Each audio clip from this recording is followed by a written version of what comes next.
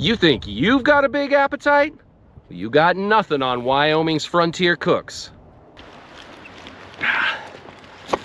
Now take Jim Bridger. One observer said he saw him roast a whole jackrabbit and an 18-inch trout over the fire. And then, no salt, no seasoning, he ate it all and washed it down with a quart of strong coffee. Out here, people just took whatever Wyoming gave them.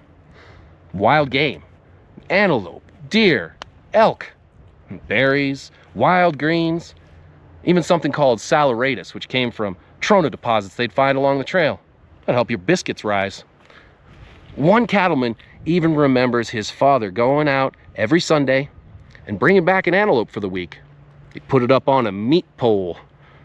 Yeah, game wardens were rare back then. A few decades later, meals got a little fancier. Maybe some boiled potatoes, some pickled pork, vanilla beans. If you're lucky, maybe some eggs. Ooh, some pears. Maybe some molasses or chow chow on top. So whether it was mountain men or homesteaders, meals in Wyoming were simple, hearty, sometimes a little wild.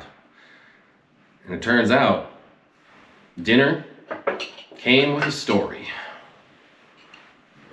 A history, that is. This is Kevin Knapp, that history guy, and I'm gonna enjoy this pie.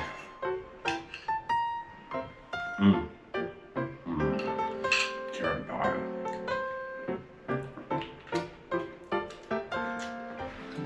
Sheridan Community Land Trust preserves our open spaces, healthy rivers and creeks, working ranches, wildlife habitat, And vibrant history while expanding recreation opportunities to connect people with the places they love.